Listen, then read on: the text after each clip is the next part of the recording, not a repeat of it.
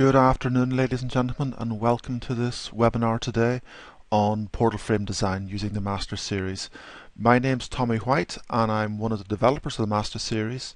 Joining me today is my colleague Dr. Martin O'Gara, and we're here today to show you all the different options you have inside the MasterSeries for designing portal frame buildings. MasterSeries, we have three different methods of designing portal frames. So we can use, if you're only doing the occasional plastic portal or elastic portal, you would then just be using something like our master frame and our steel design. So master frame 50 members, our smallest version, and our steel ice sections, only part of the steel range, would be all you would require to be able to analyze and design a portal frame. If you're more regular at doing portals, you would probably look to be using our MasterPort, which hooks into MasterFrame and the steel design. This gives you automatic elastoplastic portal frames. We will see the differences between that and our Rolls-Royce version, the advanced portal frames using MasterPort Plus. The main difference is MasterPort Plus is one product that has frame built into it, has portal built into it, has steel design built into it, and we'll see has other things as well. Wind analysis. If you're doing wind analysis using MasterFrame, you would need to apply all your loads manually, and you then need to use something called the Model Manager in Wind if you wanted to do them automatically. But generally you'd be just doing them manually, putting on your UDLs that you've calculated yourself. If you have the Model Manager in the Wind, you can naturally use those to generate your wind loadings more efficiently. Portal Light, it's more or less the same. You either put in your wind loading manually from your calculated values, or if you have the Model Manager and wind analysis, you could go and get your wind loading applied there. Now, for those who are using the MasterPort Plus, the big version, you would have all the coefficients of pressure calculated for the different wind directions for the geometry of the building, and you would just have to tell it what the directional wind pressures are. Or if you have Master Key Wind Analysis, you can hook that in to MasterPort Plus, and everything then is totally automatic. From a snow drifting point of view, MasterFrame would apply the loads manually. MasterPort Light would also, you would be applying your loads manually, and MasterPort Plus, you'll be looking at just calculating the drift loads automatically from basic data, what's your site altitude and your basic snow load, and it will then calculate, as we will see when we work through the snow drifting height and length depending on your geometry of the frame. As well as looking at MasterPort itself, we want to sort of do at the very end a little look on of all the different add-on products. So with MasterFrame we could add in our connections, our concrete foundations and our CAD, and with the portals, the Portal Light or the Portal Plus, we can do the same. So we can go that step further. These are really different webinars on connection design and concrete design, but we will touch on them at the very end. Let us just escape from that and just get on and do some work. Fire up MasterFrame, and we're going to do the basic portal in MasterFrame first.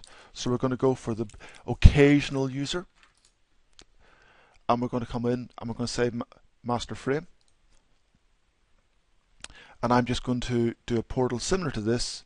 So I'm going to say portal, and we just give it a name, Portal 1.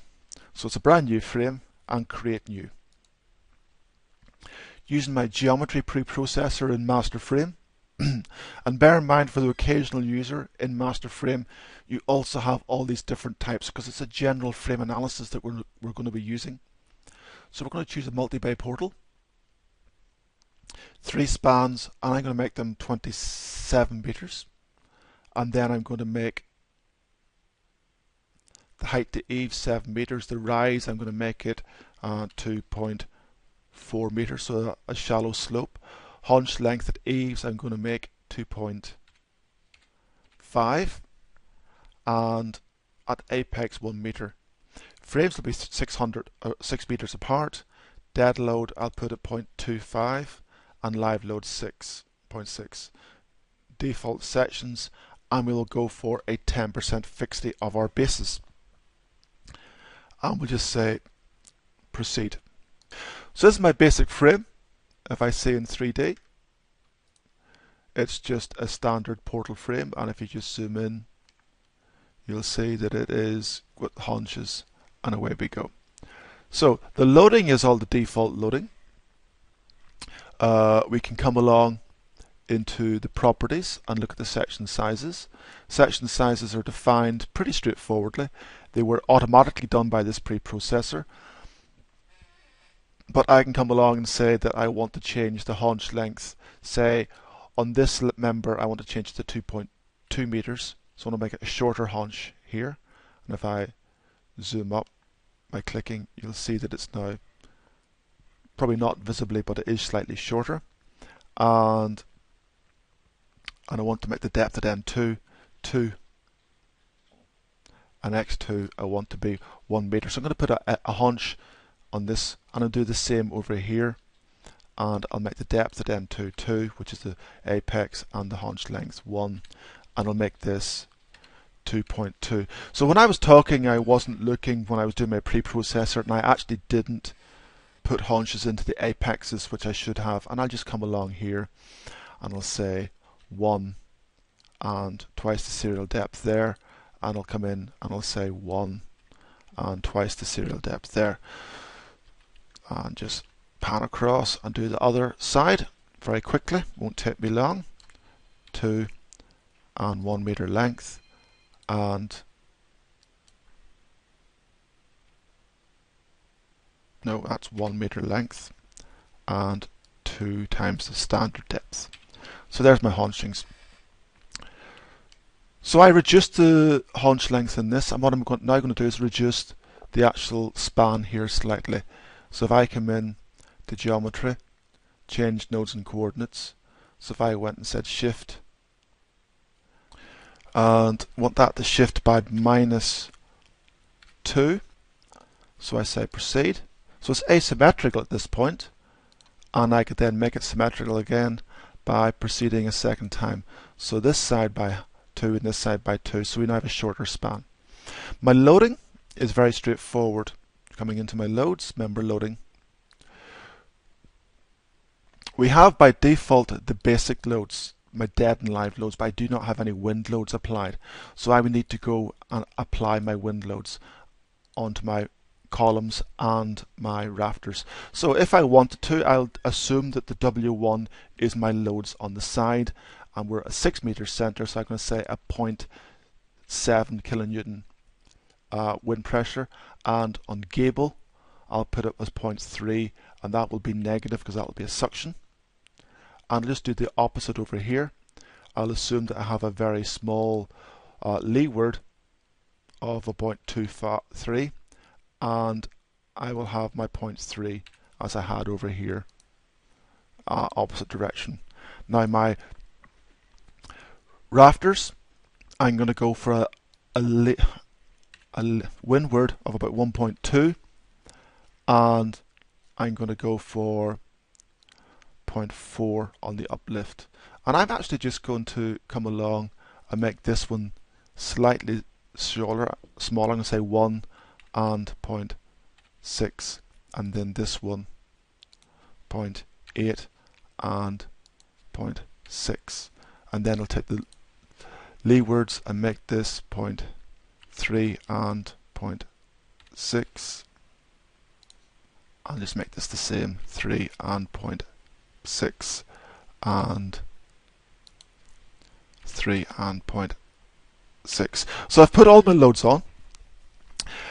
It does take a wee bit of time, but that is basically the price you pay for taking the simple route. If you're doing your occasional frame, that's fine. It's not that much time.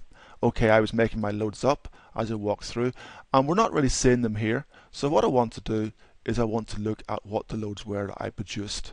So if I turn on my load diagram and just pop that out and pin it so it stays out. And I think I might need to increase my magnitude slightly. That's better. So dead plus live. And what I'll do is I'll go to each load group first of all and look at the dead loads. So my dead loads being quite small, I turn on my values, 0.25, and this is times the breadth of the section. So this can be multiplied up by the 6 meter centers. My live load is 0.6, that's fine. My wind on side, so is positive, uplift, smaller uplift as we go across. So pretty traditional, if not accurate, because I was making them up. And then I have my, sorry, wrong direction, my wind load 2, which is to me a gable wind, so wind blowing from here onto the side of the building and sucking everything out. And I might want to put different titles onto each of these so that we know what they are. And I'll just do that for you for completeness. And if I go to loading case titles, I'll just say that it's the load group titles. In fact, load groups, so dead, live, wind direction. I'm going to make that from left, and then the W2s will be in load on gable. So that will help me or help somebody checking to distinguish between the two. So loading cases I want to work through now, and it's geometry, properties, loads, loading cases. In fact, the loading cases are already here. Loading combinations. I just have the two here, my dead and live and my live load only. What I might want to do is to come through and create some more, but I'm just going to come and import some from a previous loading case. So it's actually number loading cases, and I can say import, and I'm just going to find a typical portal frame that's got all the loading cases done. That looks good to me, and I'm just going to say select all, import, and replace. So I now should have 13 loading cases. So I should have all my wind on side dead plus live, wind on gable, my serviceability, and my notional loads. So we've automatically added in some notional loading as well in bringing in those loadings from the previous case. So let's look at the notional, horizontal notional loads. We've asked it to do horizontal for vertical imperfections. That's all again automatically at 0 and 180. In this case we would probably get away with just doing it in one direction because the frame is symmetrical. But the one thing I should point out is that currently I'm working to the British standard. We can work to the Eurocode or even the South African, and if I went to Eurocode I would get the different load factors, and it's changed the number of loading cases as well. And if I went back to the loading cases and went back to the British, I would then have it back to the more common loading factors and loading combinations. So we have the choice of moving between them, and of course it just takes me here because it's doing a different number of cases. I can see the 1.25 and 1.5, but in my case I'll be happier just working with the British code. So analyze, plane frames, design. No, let's not look at design, let's look at output very quickly. Graphical. So bending, yes, that's what I would expect. And deflected shape, that looks fine by me. And everything looks fine. And I can look at that for different loading cases, and I can see how it's beginning to react with the wind on the side, obviously going from the opposite direction of what I was thinking of, and all the cases. Likewise for bending moment, we can look at our whole ultimate case envelope. So we have full power over everything here to look at all the different results. So let's go in and do some quick design. So design and steel design, because that's what it's all about in portals. So I want to do some automatic design, and it would actually be very similar to one of these, continuous construction, and that will give me a few design checks. If I look, I have my member forces, axle with moment, and I can see that unrestrained it's going to be fine. And I would have to go through and I'd have to size up these members and auto size them one at a time.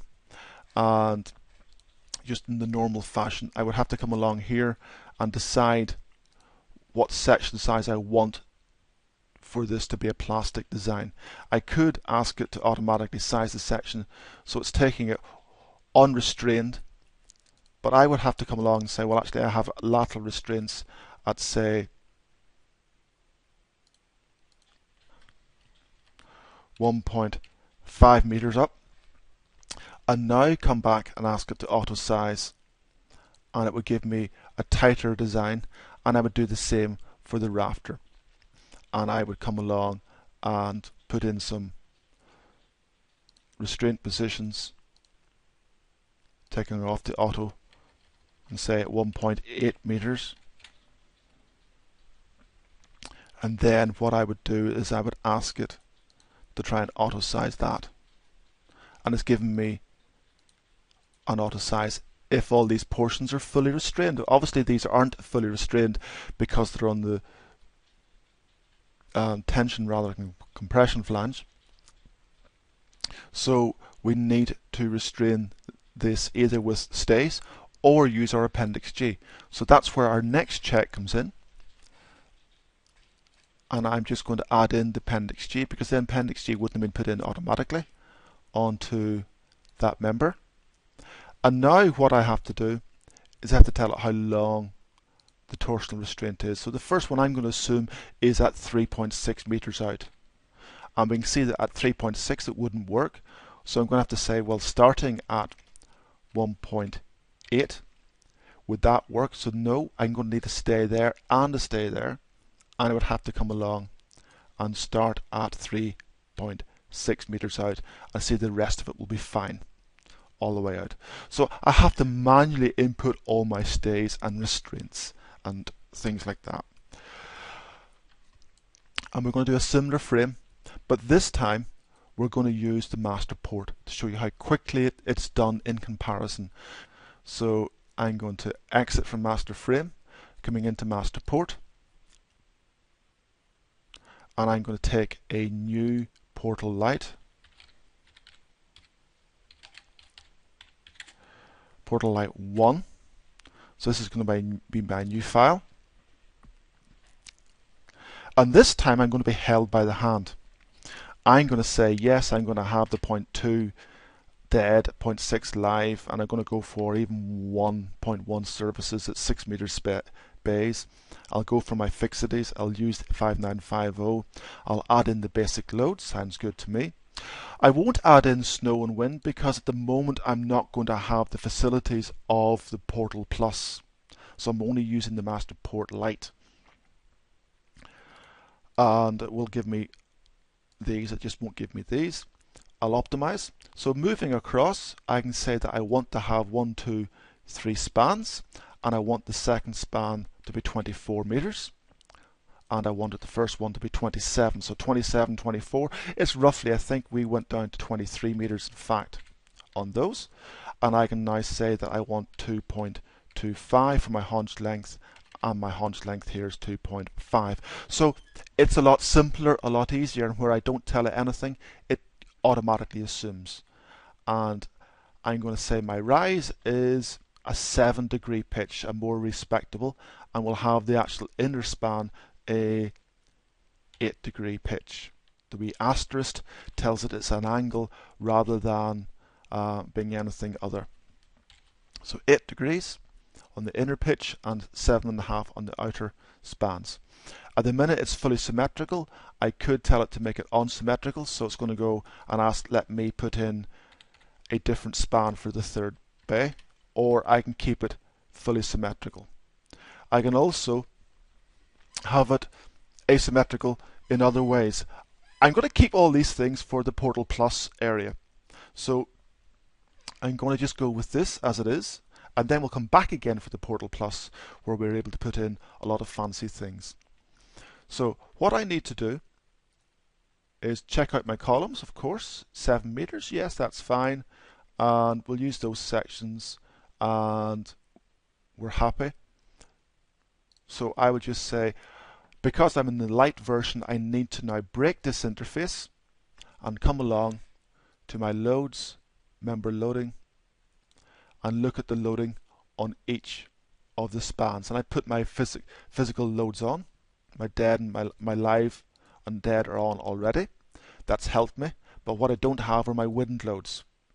So again, I need to input my wind loads manually. So I'll not bother doing that this time just to save time, because it's the exact same, because we have the exact same interface here as we have in MasterFrame. And likewise, we can pull in our loading cases. If we look at our properties of our loading cases, we'll see loading combinations, loading titles. It gets us to the right place. We see we only have 5 loading cases, and we would then do another import cases. Again, I'm not going to do that now to save time, but the sway stability will be all done. So analyze.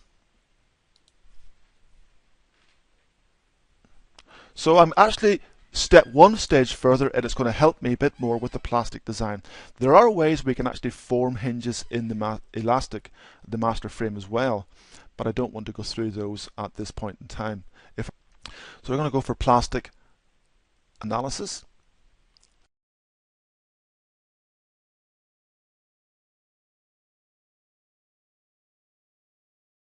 So we have sized our members, and we can see that we're actually forming hinges in the under the eaves, and we're taking it reasonably close here. We probably actually could bring that closer, to be honest, to the diagram. Well, actually, because of this member and this member using the same section size, it's this one that's actually controlling it for the Multibit Portal. As you can see, for the inner members, it's the same. So going through, we now need to think about putting our design checks on. What I'm going to do now is walk through and look at our elastic critical load factor. At the minute, we're seeing that we're getting 10.7, and we don't need any P delta, so it's okay. So we actually have a frame that is just outside requiring sway stability, which in our case is quite lucky. If we now walk down through the buttons on the left, we want to look at our design groups. So we've got a design group for these 2 members, and we've got a design group for the next members. If I just say move on, and it's automatically giving us stay locations and things like that that we can adjust, so we're not having to create all these manually as we do with the master frame. So it's holding our hand, and everything is then working intelligently. So if I then move through to the actual design, I've done the auto design. If I now look at the P delta, so we really walk down through these, we can see, as I saw earlier, that everything's happy. And then we now do the detailed design on the individual members. And we're really looking here at stay locations, and we can see from this initially that this is the more critical member, and it's okay as long as we have enough stays. If I click on the member a second time, it has automatically given me the Appendix G, so it's automatically put in the Appendix G check for us. Again, it's holding our hand, but we can see that it's failing.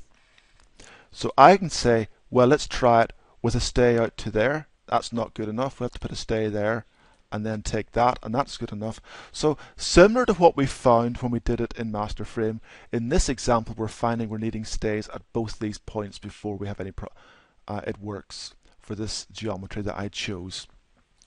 So it's not good enough just to have a stay at the end of the haunch. We need to have them in the first 2 purlins up. Now that's me choosing it. I can actually ask the program to do all that for me.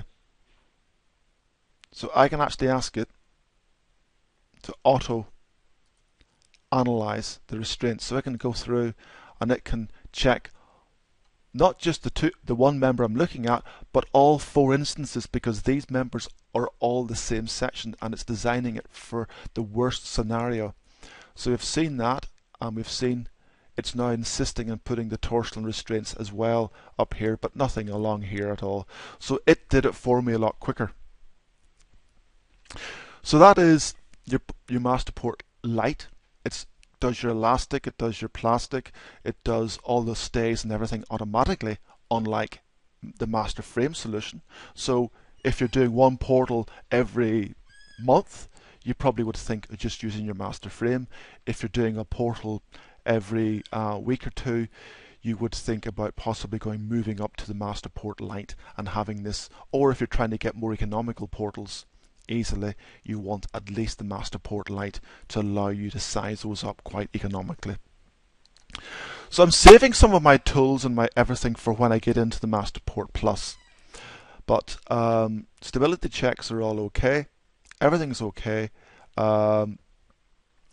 We can come along and override anything we want and make them work to our criteria. We can see it hasn't sized up to this yet, so I'll need to size that. But if I go back out here, I should see actually that I have an auto restrain all, and that takes all the members and does all the restraints in one go. So coming in here, I can go auto size, which I'd already done, and then auto restrain, and it's just walking through all the members and checking where it needs to put the purlins. And we should see now that these are all fully restrained. Yes, it has done it. It has fixed these so that it's, again, in the inner span, it's found the stay is needed out in that third restraint location, not every one. So it's done everything automatically for it and worked out our purlin locations and again our stay locations for us automatically. So that's the advantage of MasterPort Lite. So last, I want to work through your MasterPort Plus. Doing 1 or 2 portals a week, it's something that you should consider. So going into MasterPort, this time I'm going to go for Portal Plus, something like this. I'm going to call it Portal Plus 1 and create new. So again, we get the similar interface, but yes, I want basic groups, I want wind, I want snow, I want notional, I want serviceability, I want it at 0.25, I want the spans to be 3 spans, I want them to be 27 and 25, I make it slightly different from the last time. Again, I want it to be 7 degrees and 8 degrees on my spans. Put that into front view. Now, I'll make these into 2 meters. I'm not going to do everything all over again. I could say that I wanted one of them to be a mono pitch, and so I made a yes in there, and then I would make this match up to that.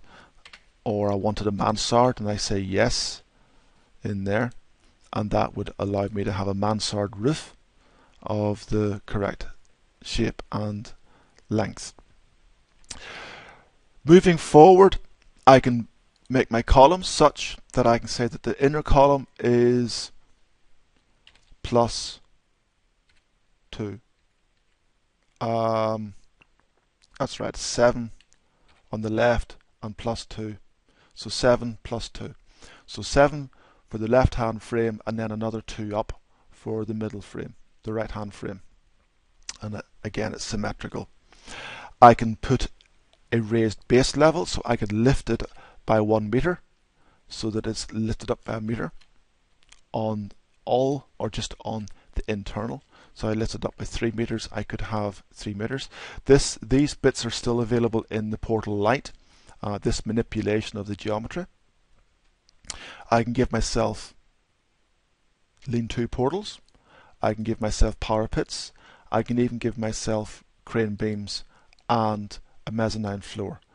So what I'm going to do in this case, I'm going to put a mezzanine floor, but I'm going to put it only into the middle span.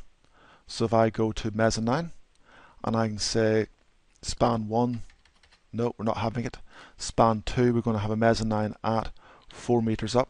So there's a mezzanine on that, and we'll take the loading of 4 and 1 and 3, and just put those back to 0 just for neatness. And we now only have a mezzanine in there. We can then come along and put intermediate columns. So we'd actually pop these in, and we would tell it that these props are on span 2, and I'm going to put them at 5 and 10. Now what's happened now is I've lost the middle one of here, so because the mezzanine is got a no in the third bay of span 2, and I say yes, so they're all constant. So I now have my portal, and I'm going to put my dead and lives already on it, and if I want to vary my loading I could do so there, and I can pin the tops and I can say yes, so they're all pinned. So that's all still really what we can do in MasterPort Lite. Where we're about to move is where we go into the Portal Plus, because I can say let's walk into 3D, and I go 3D bays and just put this in the view, and I'm going to have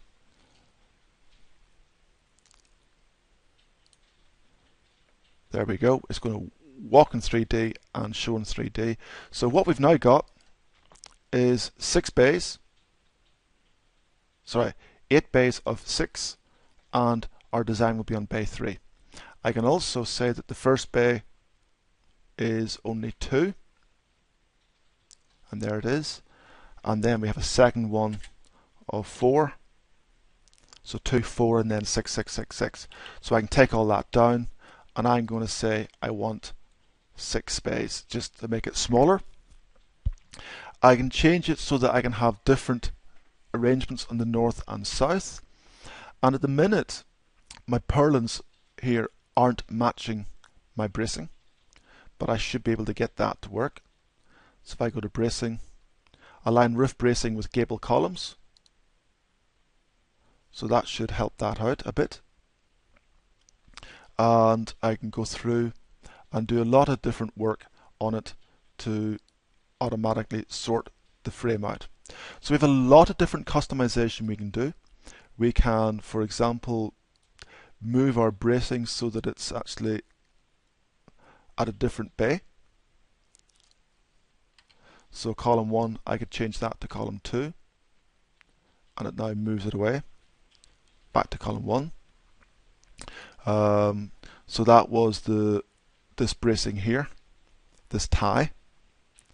It's a wall tie, and we can scroll on down and see all the different bracing that exists, and we can change the section sizes, so we can be very specific as to what we're after. We can also just highlight it and see what that is, and I'm going to say in column 1 I want that, and it's between 0 and 5. I'm going to say it's between 2 and 5, and therefore it's now offset. So we can mess around with the automatic defaults, and we do have the defaults available. So if we go back to bracing here, we can turn off, and we'll go back to the simplified arrangement, which makes my life a lot easier. It's not as flexible in some respects, but it's easier to work with. And we can say internal columns, how many legs we want, and main spans, how many we want, 6. So that's 1, 2, 3, 4, 5, 6. It's all very, very flexible. So I'm going to go now through and just go to my wind and snow. So what have I got? Basic snow load of 0.5 and a site altitude of 100. That's going to get me all my snow drifting done. And I'm then going to look at my basic wind pressures. So I can either use what I've got here, I just put in my basic wind pressures, or I can grab this from Master Key Wind Analysis and say that my building is going to be down here. Naturally we can pick towns, naturally we can input towns in the UK, Northern Ireland, or we can go and put in a national grid reference or an easting and northing. In this case I'm happy with what I've got. and come back out, and it's now taking these out and it's going to use the values that I have internally. I'm going to use the directional method with UK SD factors. So let's look at our loading. Our snow is our blanket snow, and then our snow drift in one axis, in one direction, and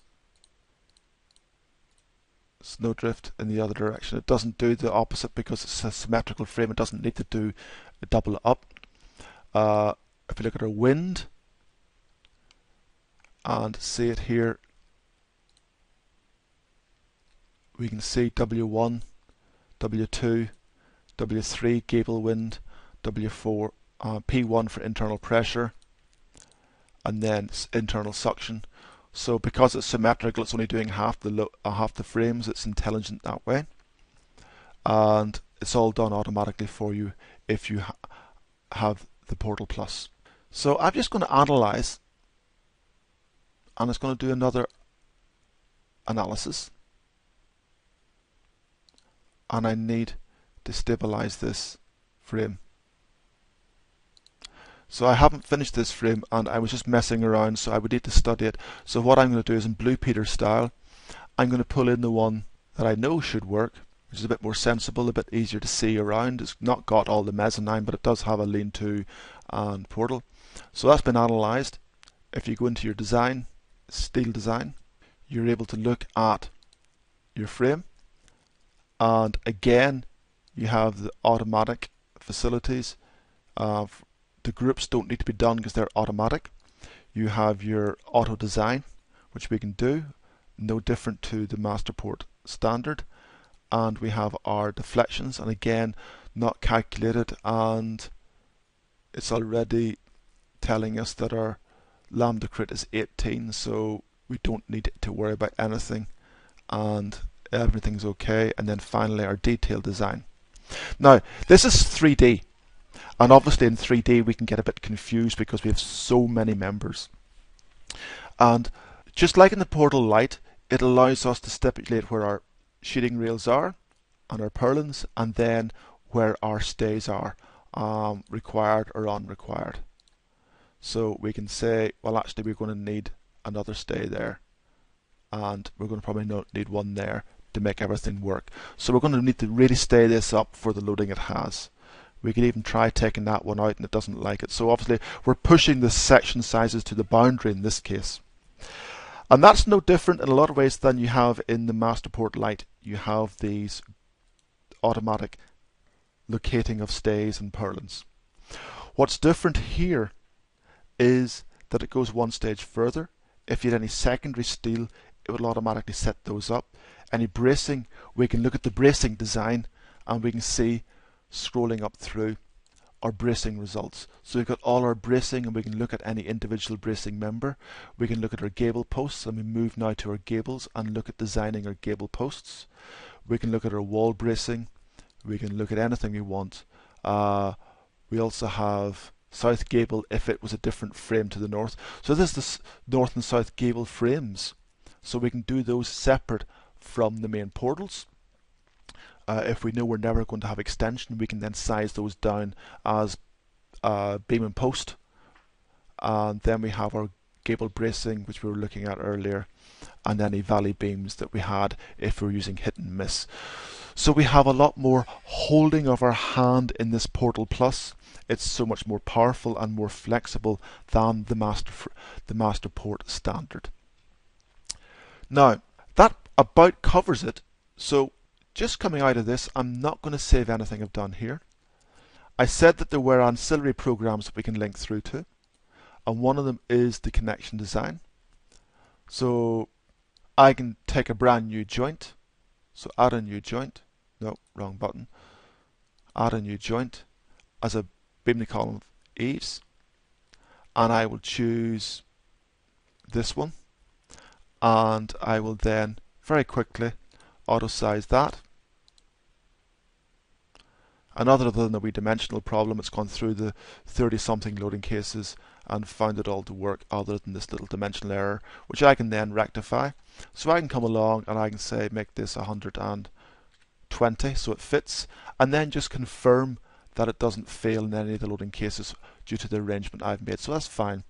And likewise we can do our base plates and our eaves and apex and our splices. So that's joints that will link through either to the master frame version or the MasterPort version. And then we also have foundation design. And what I'll do is I'll just grab in from the same place one of my other little frames. So if I go to favorites, program files, demos, let's just take either of these, but the one I did this morning, yes. And again, hopefully go into the concrete design in this one. There we go. That's a lot quicker, and we can turn around and we can say, go on. You have a bash at trying to size up the pad, and it's telling me due to some weirdness it needs. That sounds a bit better. Yeah, I don't know what was going wrong there. Why does it need 1500? Have I put moment onto it? Did I put a fixed base on? Let me just see. No, there's no external moment, so I'm not certain.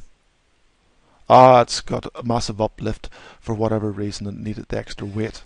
But you do have the capability to design it, as a more respectable 1500 square pad foundation, as you would expect on a portal frame like this. I must have put a weird wind loading that was giving me very, very heavy uplift here. That was requiring that weight behind it. So that is linking through to the different programs. Now, before I go back in the last 10 minutes and cover the little nitty-gritty bits that haven't been covered yet, and look at all the questions and help some of you out with your queries, let's look at a summary. If I just run this again, we've looked at the add-ons.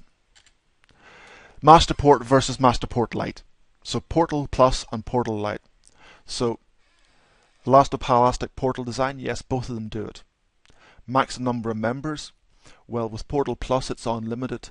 With the MasterPort Lite, it's your master frame limit, whether it be 50 members, 150 members, 300 members. Do you have initial preprocessor in both? Absolutely. Do you have dynamic geometry? No. In the Portal Lite, we have to sign off on our preprocessor and then just use it like it was a master frame type model with no dynamic changing, whereas Portal Plus, we leave it dynamic. We don't really do many out of plane work with the Portal Lite. It's really plane frames, whereas the Portal Plus is very much space frames. Crane loads are available in both. Automatic wind loads, yes, and with the wind analysis we can add in the actual physical pressures, or you can just put in the pressure and it'll work out the coefficients. So snow loads and snow drifting as well. Only basic loading cases in the Lite, whereas in the full you've got all the loading cases. It comes in the Portal Plus with your steel design, whereas in the basic you would need to add in the steel design. So if you move back, looking at those three routes, you'll see that here we have that we need to add in our steel design to either of these, whereas this one has it included. So let's go back and look at any of the questions, because I'm sure there are some questions after that whistle stop tour through MasterPort and MasterPort Plus. So questions, I just open these up here, expand this right out. Is MasterPort Lite included in PowerPad? Yes, MasterPort Lite is included inside your PowerPad system. That's the little all singing, dancing designer suite. But you're limited to only having three spans, 15 members. So you could do 1 bay, 2 bay, and 3 bay portals. Next question I'm looking at is auto size by weight. That was what we did there, James. We did when we went into our design. We were saying it to auto size, I think, by weight. This is a different frame than we had previously. Oh, there it is. I thought I had 3 spans. You can say lightest, which is by weight, or shallowest, which will get you the shallowest sections on the frame. So you have that choice: elastic, plastic, lightest and shallowest, and then this little rocker or little slider here to say give me a lot of restraints or don't give me as many restraints. So a lot of restraints, but the lightest sections is going to be with that. Can we do scans for failures? Tim, of course we can. You trying to catch me out? You knew that I hadn't designed it all, and obviously it's going to find one failing member, and it's telling me that this one obviously wasn't designed properly, because this is a frame I didn't design earlier today. So yes, you can scan for failures. Are you going to show fire boundary checks? Tahir's asking about that. So fire boundary checks, I get them where? In here, I think. These other ones, yes, you come in here and you can look obviously at our elastic critical load factor. We can also check out sway stability using the more empirical methods and our snap throughs, but we also have our fire boundary, so we can choose a set of members and do a fire boundary on those and work out what the moment is for fire boundary. And if I turned off the graphics, I would see that it's using these, turn off the 3D, it's using these three members to classify the fire boundary and giving us, and obviously you put in what your basic remaining loads are during fire, so 0.1 on the roof and 0.2 on the wall, and if you put that down to 0.1, that will make a difference as well, and 0.01 would really reduce it, but we'll make that 0.1. So yes, we can do our fire boundaries there to here. It's very straightforward, and that would then get transferred back through into the connection program. If you had it to do your bases, it would do the fire boundary base for you. Can you change the column base fixity so it takes account of the nominal fixity, or use proportion of the full fixity? Lawrence, that's a very good question, and I probably apologize for skipping over that. Both in here in the auto design area and when we set up our basic data, you have facilities to actually set your restraints. Actually, that's moved back out, I think. Yes, it has, I think, more sensibly moved back out to the editor. So if I go into the editor and we go to edit, you will see down here we've partial fixity. And we have by default the ability to either say the bases are pinned or fixed, or 0, 10, 20, or as is. The 0, 10, 20 is pinned to ultimate, 10% for sway stability, and 20% for your notional load, for your serviceability. So yes, you can set those straightforwardly like that. If you wanted to put something other than those values, you would have to turn off the interface and go in and then, just like in MasterFrame, set those in for yourself. Gerald is asking, are the stays only available in the Portal versions? Absolutely yes, and not in the MasterFrame. MasterFrame doesn't understand about purlins and stays. All MasterFrame understands is I've got a lateral torsional buckling restraint here, doesn't know what it is. And even between the axle with moment check and the appendix G check, there's no correlation. They're two separate checks in the MasterFrame version where you have to set your own values, whereas in the MasterPort version we just tell it which stays that it is between for our appendix G. Can I use MasterPort in substation gantry design? I'm not 100% certain what way you work, but certainly we can, as you probably saw earlier, add in crane loads. So I could go and put a crane load, and I could come back to say and make it only one span. So I now have a single span frame, and then just come back to full view and take off my lean-to and say I'm doing a wee small 6 meter portal. I excuse some of the values with a star 5-degree span. Turn all that off and turn all the bracing off. Take all that off. There we go. We're back down to the simplistic little portal. Obviously my haunch lengths need to be fixed. I'm going to go for a 1 meter haunch and a 0.5 and probably reduce the height. But certainly you can do little plant rooms, very popular for the water guys, for their little pumping stations. You can create a wee portal over the top with a wee gantry lifting beam on a crane rail. We don't design the crane beam itself, but certainly we can introduce it and do all the analysis for that, if that's what you're meaning. How can I represent a block wall all around the sides? Okay, if you have a block wall, you have two conditions. You either have a block wall up to a certain height, or you have a block wall over the full height. And that really dictates in your design what your restraint conditions are.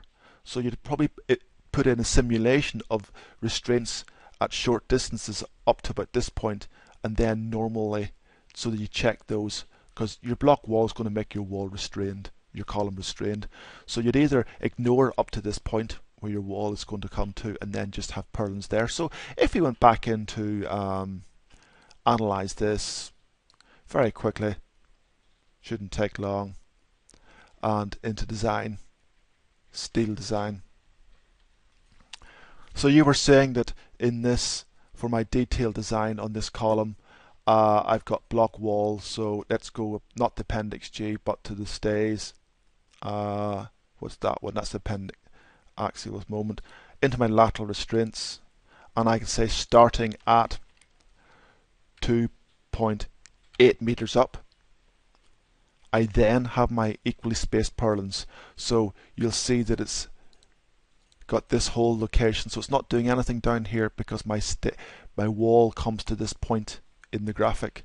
Obviously it's a wee bit hard to see if I turn off the DirectX. You might see a bit better, but in this sort of scale it's hard to see.